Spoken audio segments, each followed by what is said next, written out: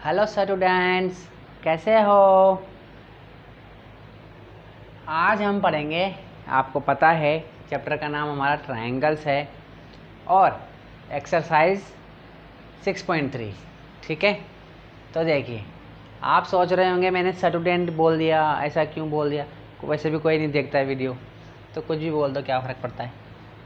चलिए, question number 9, question number 8 हम कर चुके हैं, है ना। 1 से लेके 8 तक कर चुके हैं। क्वेश्चन नंबर 9 देखते हैं क्या कह रहा है। इन फिगर 6.39, ये रहा figure 6.39, A B C and A M P, A B C, ये रहा एक ट्रायंगल, और ए एम पी और ये रहा दूसरा triangle. Okay, are two right triangles, और ये ट्रायंगल्स भी कौन से वाले हैं, राइट ट्रायंगल्स।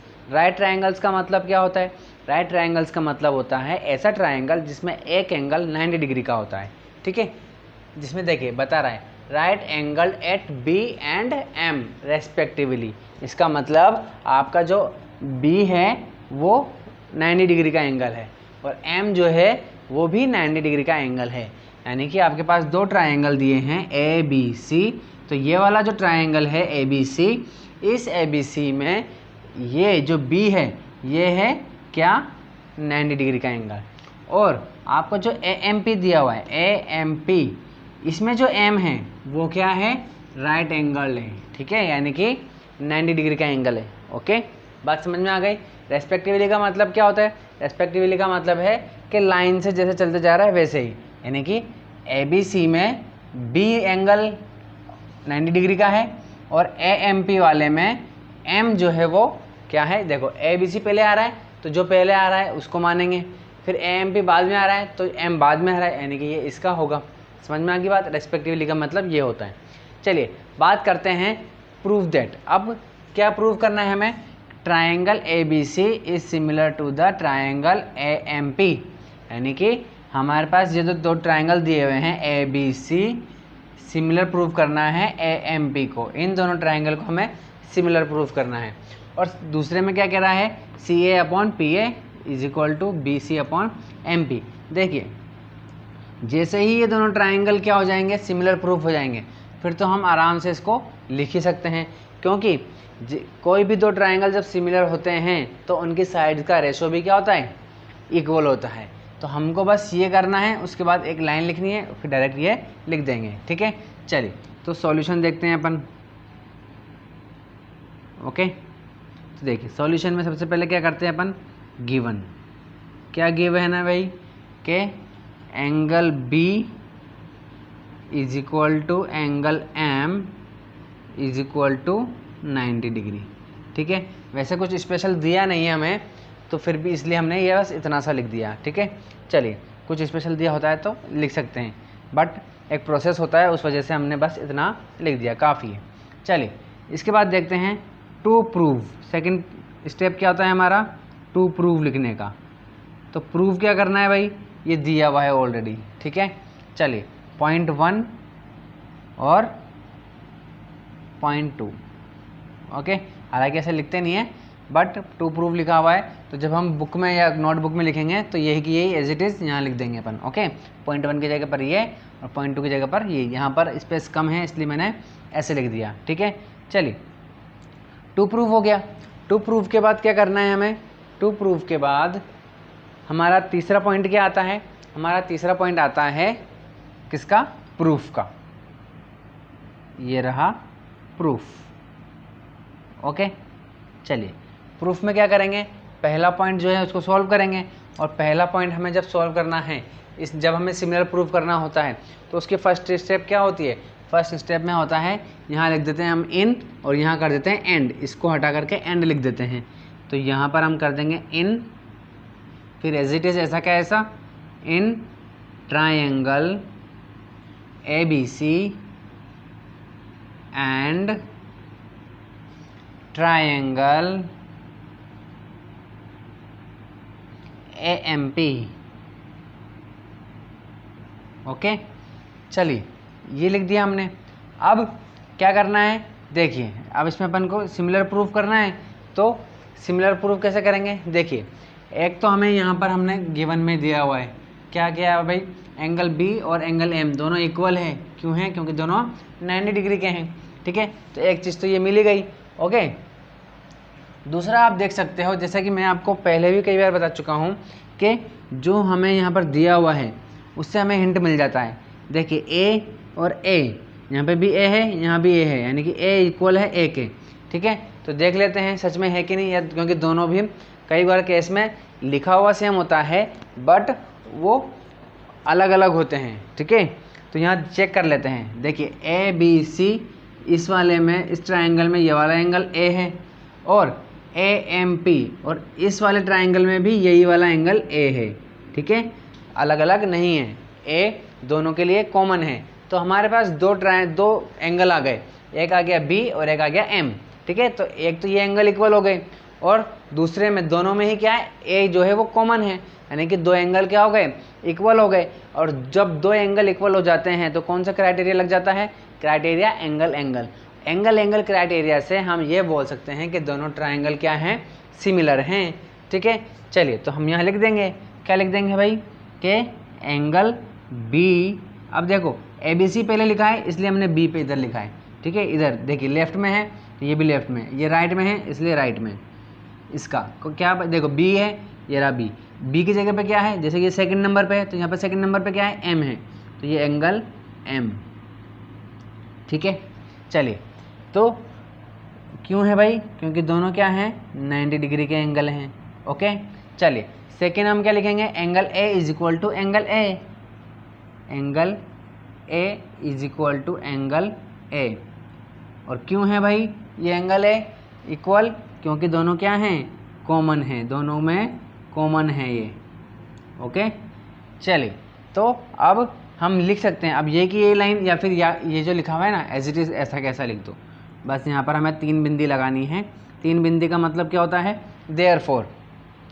देयरफॉर का मतलब क्या है, देखो ये पूरी एक लैंग्वेज है, कैसे कि in triangle A B C and triangle A M P, के हम ट्राइंगल ए बी सी और ट्राइंगल ए एम पी में देखने वाले हैं। क्या देखने वाले हैं कि इसमें इन दोनों ट्राइंगलों में हमने देखा कि एंगल बी एंगल एम के इक्वल है, दूसरा एंगल ए और एंगल ए ये कॉमन है तो ये भी इक्वल हो गया। तो इन दोनों ट्राइंगलों में, इनका मतलब में, इन दोनों ट्राइंगलों में ये दोनों एंगल इक्वल हैं, देयरफॉर इसीलिए ये इन दोनों ट्राइंगलों में ये दोनों एंगल इक्वल हैं, इसीलिए देयरफॉर। ओके, देयरफॉर हम क्या लिखेंगे, ये सेम टू सेम लाइन लिख देंगे, therefore we can say that triangle A B C is similar to the triangle A M P. और क्यों है ट्राइंगल सिमिलर, बाय कौन सा क्राइटेरिया लगाया हमने, angle angle. Okay, angle angle, A का मतलब क्या है, एंगल एंगल। 4 क्राइटेरिया होते हैं, पता है आपको, एक होता है एंगल एंगल एंगल, 3 एंगल, और दूसरा क्या होता है एंगल एंगल, सिर्फ 2 एंगल, और तीसरा क्या होता है side side side, S S S, side side side, और चौथा कौन सा होता है साइड एंगल साइड। तो उन चारों में से किसी का भी एक का यूज़ करके हम बोल सकते हैं कि कोई 2 ट्राइंगल सिमिलर होते हैं। तो हमने उसमें चारों में से कौन सा यूज़ किया, एंगल एंगल वाला। ओके, चलिए अब ये तो हमने प्रूफ कर दिया कि ये ट्राइंगल इस ट्राइंगल के क्या है, सिमिलर है। ओके, अब हमें प्रूफ करना है कि ये साइड के रेशियोज क्या होते हैं, इक्वल होते हैं। ठीक है, तो हम यहाँ पर लिखेंगे, ठीक है। अब यहाँ पर देखिए हमने इस तरीके से 3 बिंदियाँ लगाई, अब यहाँ पर हम कैसे लगाएंगे, इस तरीके से लगाएंगे उल्टी। इसका मतलब होता है बिकॉज, क्योंकि, या चूंकि, हिंदी में चूंकि बोलते हैं, चूंकि ये दोनों ट्राइंगल जो हैं वो क्या है भाई, सिमिलर हम प्रूफ कर चुके हैं, सिंस, और इंग्लिश में क्या बोलते हैं, सिंस। तो इस तीनों लाइनों को, 3 बिंदियों क्या बोलते हैं, उल्टे कर दिया तो हमने क्या बोल देंगे, सिंस। तो triangle A B C is similar to the triangle A M P. क्यों है, proved about,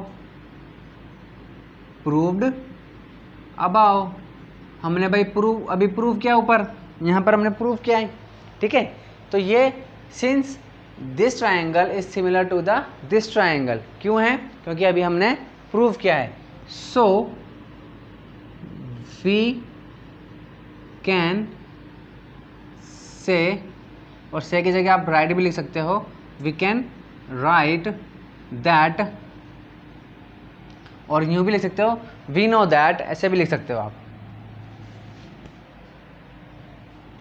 we know that,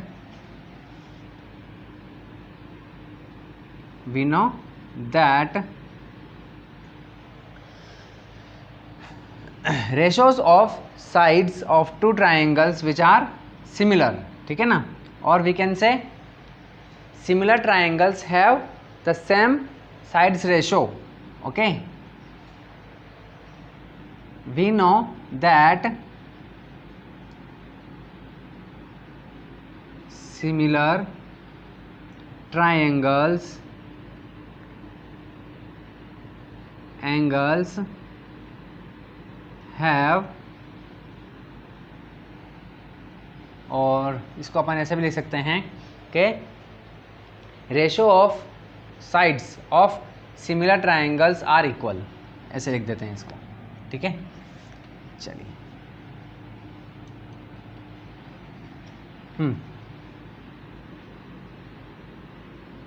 ratio of sides of